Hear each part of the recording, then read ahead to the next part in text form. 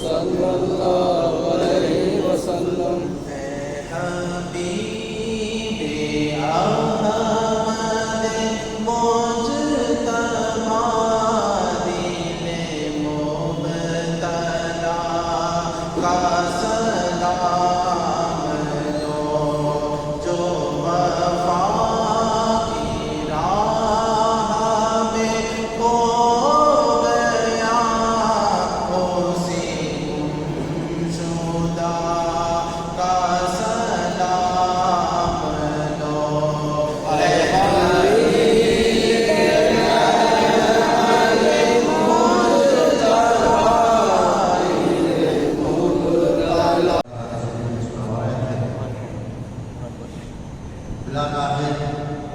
جو کہ بڑی مصروفیت کے باوجود ہمارے بیچ میں تشریف فرما ہے، آپ ایک مسجد خطیب بھی ہیں، اس کے باوجود بھی یہ ہمیں عنایت فرمایا، یہ کرم مہربانی ہے۔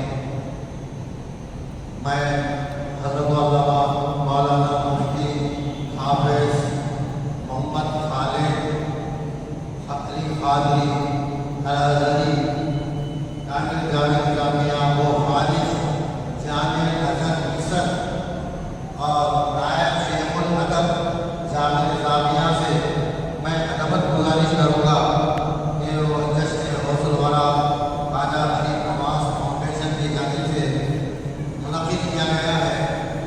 میں حضرت سے التماس کرتا ہوں کہ وہ اپنے خطاب سے ہم سب تو یہ نمونہ ہمارے لیے بھی ہے، یہ نمونہ ہمارے لیے بھی ہے۔ یہ قرآن تو دور کی بات ہے، آج اگر کوئی ایک پارہ بھی اگر پڑھ لیتا ہے، ایک پارہ بھی اگر پڑھ لیتا ہے تو بہت بڑی بات ہو جاتی ہے۔ تو انسان محترم، یہ جو اولیاء اللہ کی زندگی کے بارے میں کیا ہے، جسے اللہ نے فرمایا وَاتَّبِعْ سَبِيلَ مَنْ أَنَابَ إِلَيَّ، کہ اللہ فرماتا ہے کہ ہم کو فالو کرنا ہے۔ کس کو فالو کرنا ہے؟ جو اللہ کی طرف رجوع کرتے ہیں ان کو فالو کرنا ہے۔ اور سے بعد اللہ کی طرف رجوع کرنے والے ولی تھے، قطب الاقطاب تھے، قطب الاولیاء ہیں۔ آپ کا یہ مقام ہے کہ 15 سال تک آپ روزانہ ایک قرآن کا ختم فرماتے گئے۔ ہم کو بھی غور کرنا ہے، ہم روزانہ کتنا قرآن پڑھتے ہیں، ہمارے معمولات کیا ہیں، اس بارے میں ہم کو بھی غور کرنا ہے۔ اگر نہیں ہے تو ہم بھی اپنا معمول بنائیں۔ یہ قرآن تو بڑی بات ہے، کم سے کم ایک پارہ تو پڑھنے کی کوشش کریں، ہم آدھا پارہ تو پڑھنے کی کوشش کریں۔ اس طرح سے اپنے آپ کو ان اولیاء اللہ کی زندگی اور ان کے نقش قدم پر چلنے کے لیے اپنے آپ کو تیار کرنا ہوگا۔ حضرات گرامی، حضرت غوث پاک رحمۃ اللہ علیہ کی ایسی بہت ساری آپ کی عبادتیں ہیں، معمولات ہیں اور بے حساب آپ کی کرامتیں ہیں۔ چونکہ وقت ہو رہا ہے، جمعہ کا دن ہے، وقت بھی ہو رہا ہے، میں اپنی بات یہاں پر ختم کرتا ہوں۔